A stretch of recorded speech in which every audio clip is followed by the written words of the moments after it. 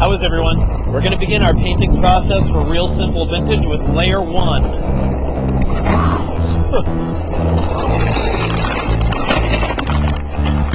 I feel like you can't even tell, but I want you to know I was just going down a hill in my office chair. So that was more perilous than it actually appears.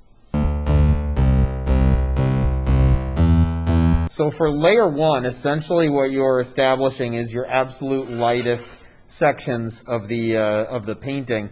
So for my red, I'm doing the red phone. I'm going to use a combination of cadmium red and alizarin crimson just to hopefully give the phone a little bit more depth. So the first thing I do is mix my color. I want to pre-wet the whole thing. I didn't properly clean my brush off. I still had a little bit of red on there, but that's not the end of the world because the whole thing is basically going to be red anyway. So with pre-wetting, you're wetting only the interior of the phone, your object. If you go out of the lines, your painting is going to end up going out of the lines. Part of this process with the contour drawing and the style of painting we're going to do, if you do go out of the lines, it's not the end of the world. Part of the charm of the drawing style is that it is imperfect. We're celebrating those imperfections.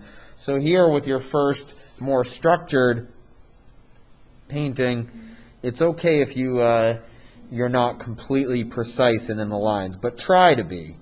So I find it helpful to point my brush inward, or out rather, going outward from the center. So it's like the point of the brush points at the line versus trying to go from the side, because then the bristles could roll out and go out of the lines. So at least this way I'm attempting to maintain my edge.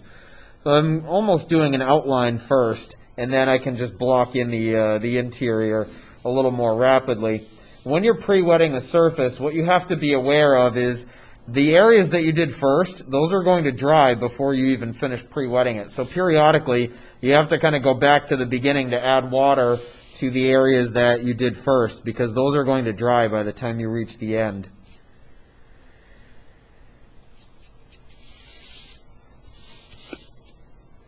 I did not tape the back of my paper. You should probably do that. I also didn't tape a border because we're not going to do any backgrounds. We're just going to have this as the solid phone against the background, which we're going to leave white.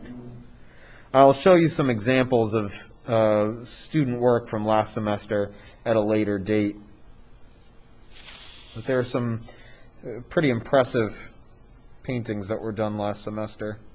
This is negative space, so I'm going to make sure I leave that dry, so I don't want that to have any activation. I'm actually going to leave the entirety of the dial. Actually, that's not true. The dial itself, this is the number pad. Or not, it's not really a number pad, but eventually, as these phones evolved, it would become a number pad. I'm going to leave that interior white for now because I know that I can go back and do some of those smaller areas after.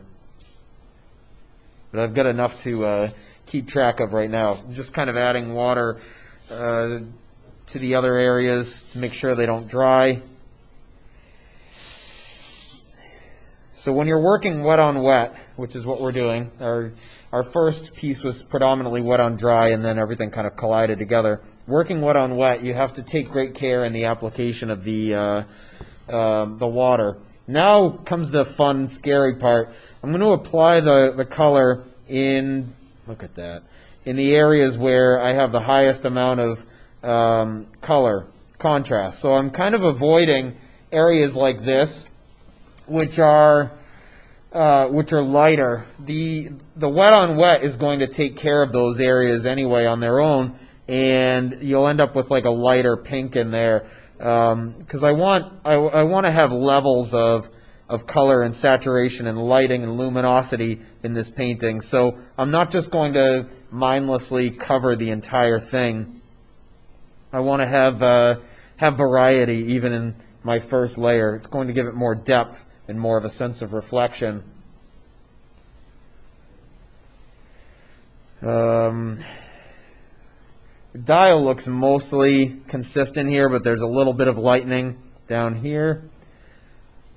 And it's allowing the pigment to still travel. I'm thinking of the cord here as a cylinder. So it has light, it has dark, it has mid-tone. So I'm not just painting over that whole thing. I'm going to hopefully be able to preserve an area of light. So I'm kind of working my way down that cord. Here, again, working in the direction of the form. So this is the earpiece or the mouthpiece of the phone is almost like a prism. So if you think of like bands of light there, the cradle of the phone is practically a rectangle. Moving in that direction. And you have to kind of surrender yourself to whatever happens on this painting happens, and not get. You have to have a plan, but you can't be so obsessed that you're desperately trying to control everything with the brush. Because if you remember our first painting, the paintings in the MCU, the idea was you had to surrender control and allow the water to carry the pigment.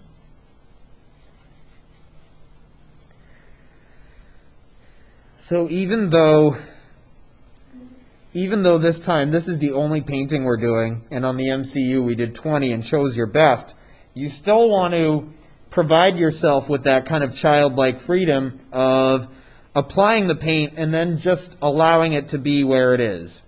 So when you're children and you're drawing a person, and the person doesn't even have the right number of limbs, or if they're not even standing on the ground, like things that just kind of are not accurate to whoever you might be drawing, then it can look out of place. But as a child, like, it doesn't matter. You're proud of it because you did it. So it's an honest interpretation of how you see the object in front of you. So now all I'm doing right here is just to add a little bit more pigment in some of these areas, but I have to be careful not to overdo it. I'm just depositing stronger pigment. You'll hear me use the word deposit all throughout this course. The idea really is that you're placing pigment. It's almost like when you set up a savings account, you should deposit your money in and leave it alone. That's not like financial advice in terms of how to invest or whatever else. Like, it's a little more complicated than that, but just as an analogy.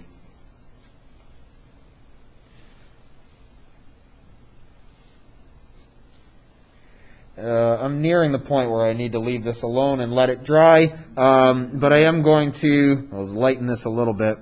I am going to address the areas that I had not dealt with in the dial.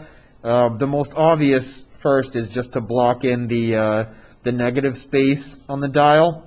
But then if you look on the back portion, since it's reflective, there is red there. So I'm just watering the brush down now, and well, that didn't really work, but it happened. So that's my painting. I was just going to try to get a little bit of a different level of red to get the idea of some of the transparency. Didn't quite work the way I expected, but that's fine. To try to get that effect, I'm going to go back into the red and just deposit that on the interiors, that negative space. This is more in line with what I had expected to do a moment ago. And that's it. I would leave it to dry. That's layer 1. We're going to do I think 3 layers. I think we only did 3. We might do 4, but probably only 3. So you let that dry undisturbed. This was all within 10 minutes. So layer 1 is a fast process, and you have to force it to be a fast process, because if you end up doing too much with the brush, you're actively destroying it. A kinetic painting begins with a kinetic ground and a kinetic first layer. If you have any questions, please don't hesitate to contact me via email. And in the meantime, please continue to practice social distancing, wash your hands, and wear a mask. Every teacher needs a hook for their lesson, so trying to make it a little more entertaining.